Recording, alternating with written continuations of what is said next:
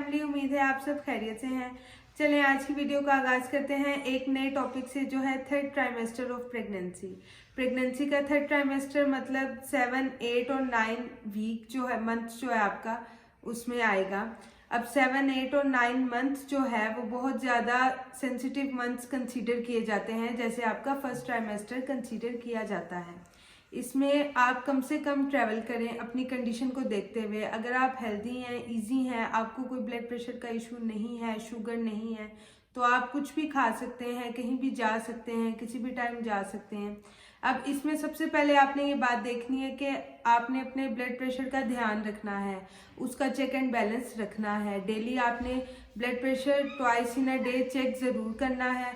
अगर आपको blood pressure का इशू है तो आपने before meal and after meal check and balance रखना है, ताकि आपको पता चले कि आपका बीपी अप डाउन तो नहीं कर रहा।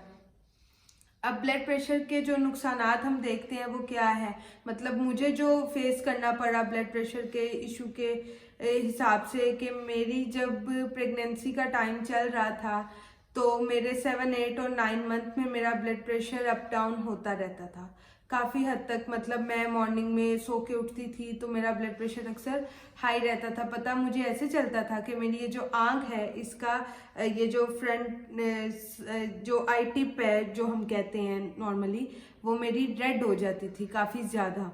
तो उससे हमें पता लगता था कि मेरा ब्लड प्रेशर हाई है। उसके अलावा मुझे इसके कोई भी सिम्टम ऐसे शो नहीं होते थे, ना मुझे चक्कर आते थे, ना मुझे वॉमिट होती थी। बस मुझे अपनी आँख देख के पता लगता था कि मेरा ब्लड प्रेशर इस वक्त हाई चल रहा है। उसके लिए मैंने क्या किया, मैंने अपनी गायनेकोलॉजिस्ट से कंसल्ट किया। उसने मुझे बताया कि ये काफ़ी मसला क्रिएट कर सकती है ये चीज़। आपका जो बीपी है वो आपकी बेबी की हेल्थ को अफेक्ट कर सकता है, तो इसको इग्नोर नहीं करना चाहिए। मुझे जो उसने कहा करने को वो ये था कि आप 7 अप की बोतल लें, आधी बोतल लें और आधा पानी डाल के उसमें मिक्स करके पिएं। तो उससे मेरा ब्लड प्रेशर कुछ घंटों में, 3-4 घंटों में नॉर्मल हो जाता था। मतलब 120/80 होता है नॉर्मली, लेकिन मेरा जो ब्लड प्रेशर था वो 155 तक भी गया है ऊपर वाला, और नीचे वाला मेरा ब्लड प्रेशर 110 तक भी गया है। तो ये जो ब्लड प्रेशर है ये आपकी बेबी की हेल्थ को काफ़ी हद तक इफ़ेक्ट करेगा। सबसे पहले जो है वो बेबी का जो इम्यूनिटिक फ्लूइड है या इम्यूनिटिक सैक है, जिसको आप बेबी फूड कहते हैं, कि वो बच्चे की खुराक होता है, उसका पानी कम या ज़्यादा होने के चांसेस हैं। दूसरी बात, आपका जो ब्लड प्रेशर है वो बहुत ज़्यादा आपके बेबी की मतलब मेंटल हेल्थ को भी डिस्टर्ब कर सकता है। उसके अंदर जो ब्लड फ्लो है, माँ का जो ब्लड फ्लो बेबी के अंदर है, और जो बेबी से बैक टू वो माँ के अंदर जो उसकी वेस्ट मटेरियल आता है उसको भी इफेक्ट करेगा, वो डिस्टर्ब हो सकता है।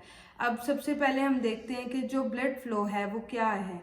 जब बेबी मदर से डाइट ले रहा है, वो ले रहा है थ्रू प्लेसेंटा।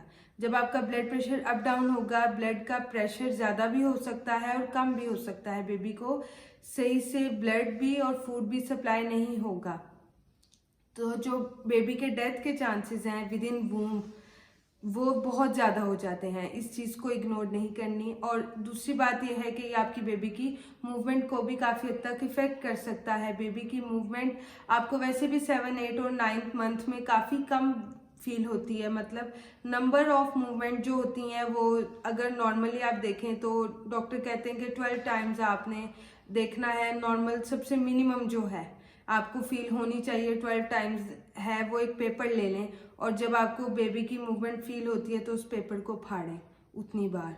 तो इससे आप अंदाज़ा लगा सकते हैं कि मूवमेंट 12 टाइम है। जब ब्लड प्रेशर अप डाउन होता है तो मूवमेंट भी इफेक्ट होती है। बेबी की मूवमेंट, वैसे भी उसका वेट ज़्यादा हो रहा है, बेली का साइज उतना ही है, वेट बच्चे का बड़ा होता है, वो बड़ा हो रहा है, तो उसको जो अंदर जगह मिल रही है वो बहुत ज़्यादा कम मिल रही है मूव करने के लिए।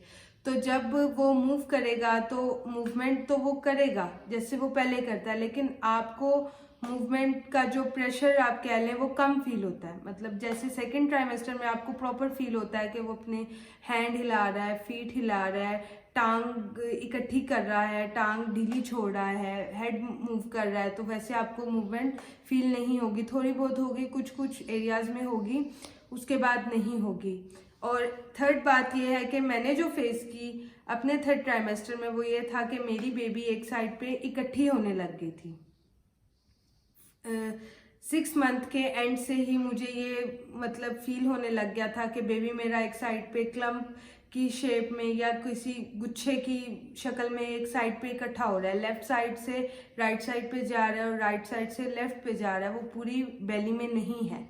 तो वो इकट्ठे होने का मतलब ये होता है कि आपके जो पेट के अंदर जो जगह है वो कम हो रही है और बेबी को जगह नहीं मिलती। और बेबी आपका जब मूवमेंट करने की कोशिश करता है, क्योंकि आपका जो हेड फिक्स है, बेबी का जो हेड फिक्स है वो भी आपका इसी ट्राइमेस्टर में होता है। जब बेबी हेड फिक्स करने की कोशिश करता है लेकिन उसको अंदर जगह नहीं मिलती, तो उससे ये होता है कि आपका बेबी एक साइड पे इकट्ठे होने लग जाता है।